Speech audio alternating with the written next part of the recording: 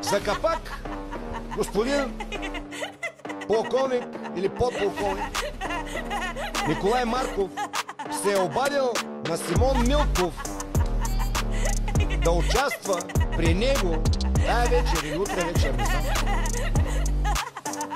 Той е човек, който аз заради него, заради тая идея, за да го вкарам в парламента, изтърпях всичките, продължавам да стърпя заплахи. Той човек, него го наричаше тулуп, свиня, всякак. Ще гласувам за Кличе. Гласувам за тях. Това е просто един смекяр, придружен от един сводник и от един шопар с кошовидна форма, чието разбиране за суверенитета и неговата независимост се опира до тъпите му анализи за полата на Надежда Михайлова. Неиски. И именно Надежда Михайлова е направила шопар такъв, какъвто го виждате днес, елеганс. Той ще ходи при него да разкрива многопластовата си организация. По-голям не съм виждал, не съм чувал. Аз казвам ви, цял живот съм бил в помията. Така помия аз не съм виждал.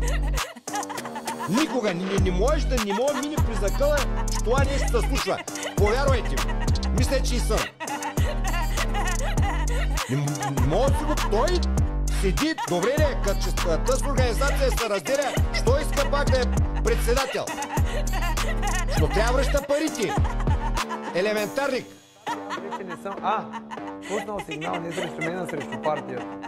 Защо не е председател на партията, да? Защо не е вписан? Понеже той имаше едно събрание в 5 да сменим председателя, но няма кворум. Човека казва, аз се отказвам от партията.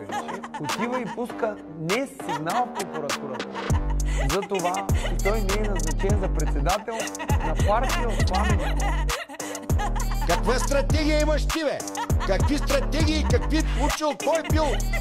Друго, излага, че пълни му... Като ходи на лекции пълни, ходили по 2-3 и той не ходил. Обади ми се негова студент и ми казва, господин Михайлов, понеже вие сте от групата, нали, гражданската организация, може ли помолите полковник Марков, че не дига и не пише оценки. И ние не можем да вършим. И вика, тя каза тогава, знам, че той се сърди, че няма хора в лекциите, ама вика, аз и още двама ходим.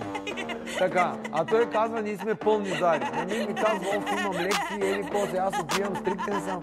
Днеска ми се обажда момичето, звънявам 5 пъти и каза, господин Михайлов, аз понеже ви чувам, че няма хора в лекциите. Той полковника го няма. Ние, вика, го чакаме. Всеки път закъснява по 40 минути. Вика, той има 3 часа, 40 минути по него чака. Ти такъв път, аз такъв патологичен лъжец не съм, не мога да се представя, хора. И що народ са ти вярвали. И още ти вярват. Нападат мен и Евелин. И всички ден гласувахме за тебе. Що ти си там, бе?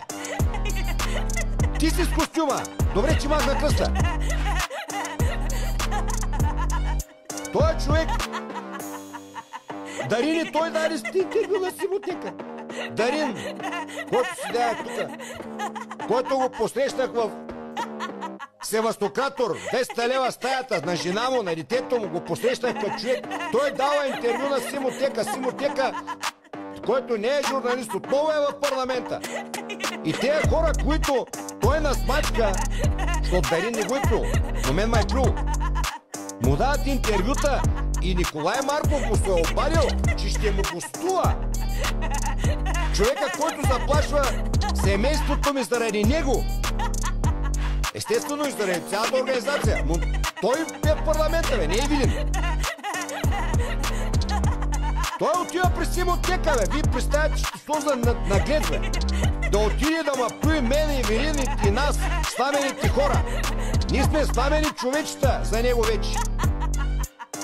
Аз по-нагъл тип в историята на България не съм чувал.